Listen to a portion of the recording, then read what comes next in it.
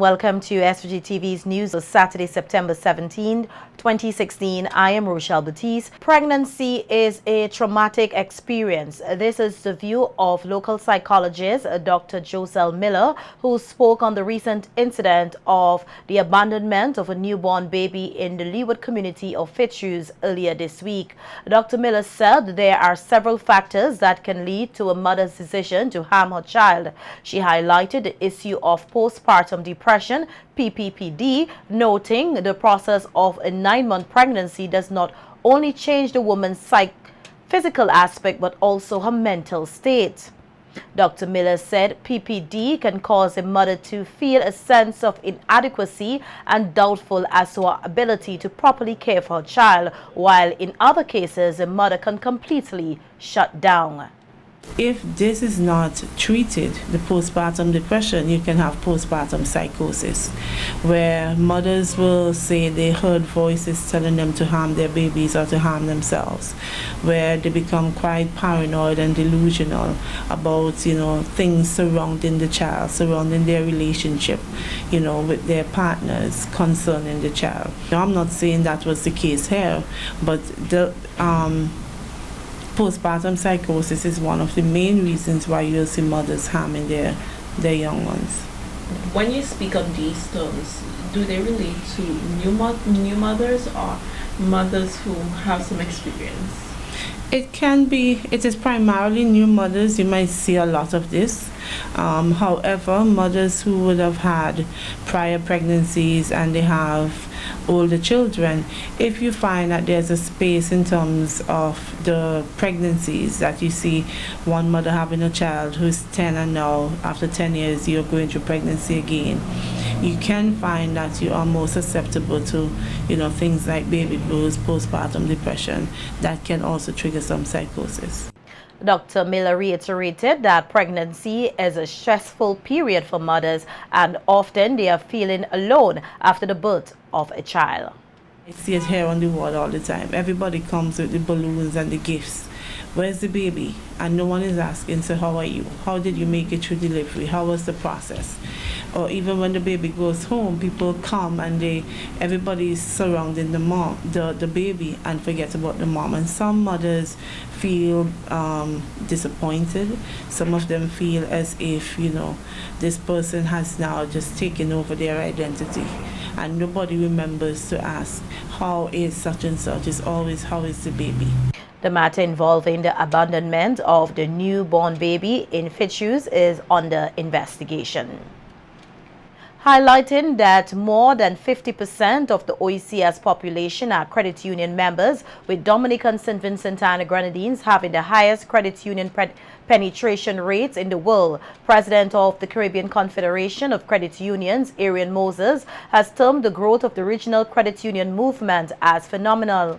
Moses, who was addressing the audience at the opening ceremony of the 14th annual OECS Credit Union Summit this week, outlined the need for a more aggressive approach by all credit unions to ensure that the legacy of the movement lives on for many generations to come. He further described the credit union movement as the engine of sustainable development within the OECS region. We have been a little delinquent in our programs, in our outreach, to ensure that we inculcate within not only our membership but our society the need for financial literacy training.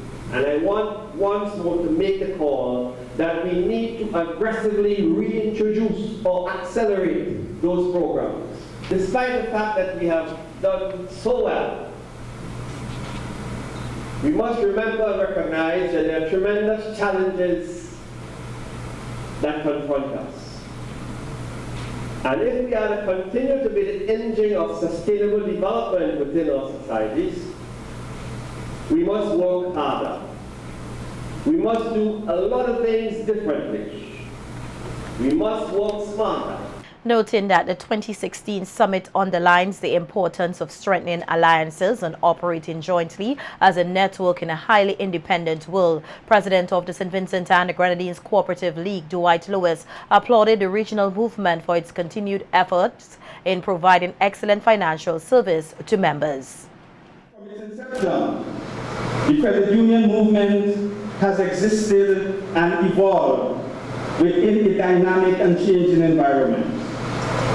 Whatever the year, economic calamity, or source of changes, our credit union have continually made remarkable strides.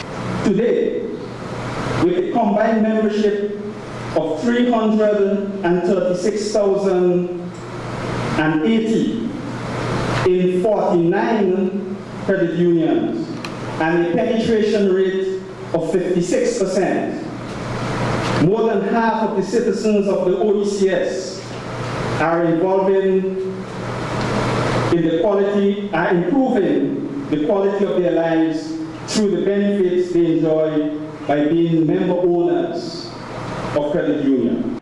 Stressing the need for more rigorous promotion of the unsung contributions of all cooperatives, James urged the participants to fully engage themselves in the proceeding as it serves as an effective way to identify and address the challenges which affect the movement.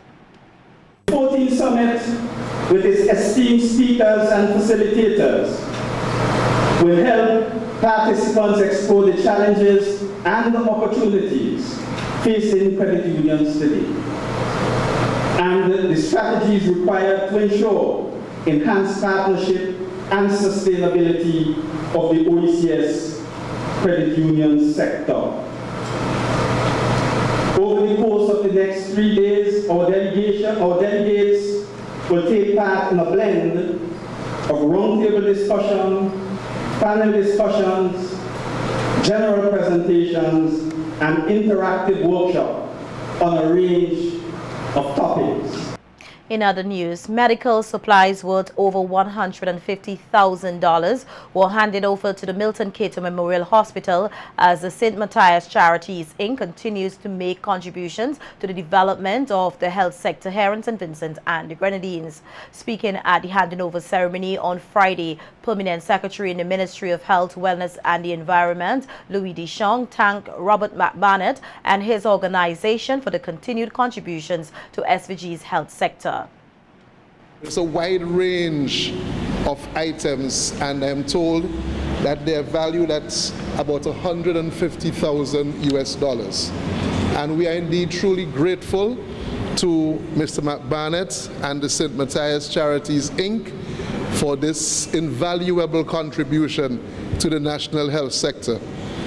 I stand here this afternoon to thank you, Mr. McBarnett, on behalf of the Minister of Health, Wellness and the Environment, who is in the Grenadines right now, and the entire staff of the national health sector. We are truly grateful, and we look forward to further deepening this level of collaboration with you and your organization. Thank you, sir. Minister of Tourism Cecil Sesmaki also thanked the St. Matthias Charities Inc. for their continued contribution to the development of the health sector in SVG.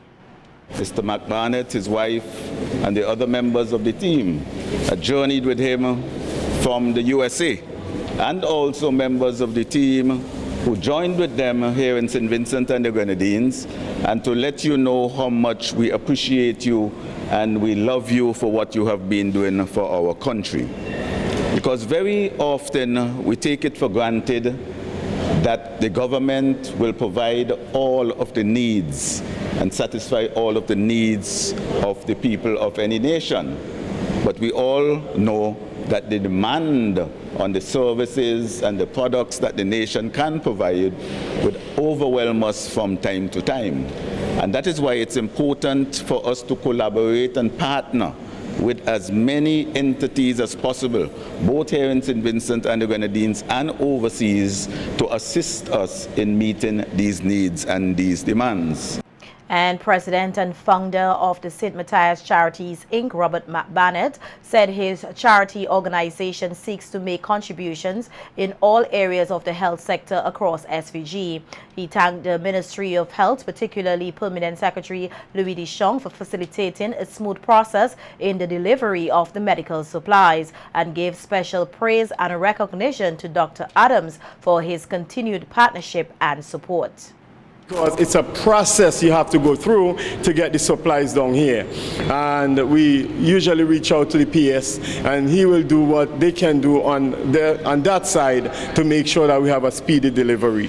We also would like to thank Dr. Lennox Adams, who is our doctor on the ground here. He will guide us. He will also take us through the different medical things that we need to go through. And we wanted to honor Dr. Adams last year in New York. We actually was trying to get him up to New York, but due to some things beyond our control, that didn't really materialize. So here today, I really would like to honor Dr. Adams. So we brought the plaque with us here to St. Vincent to show him that we really appreciate him. And Dr. Adams been with us from since inception.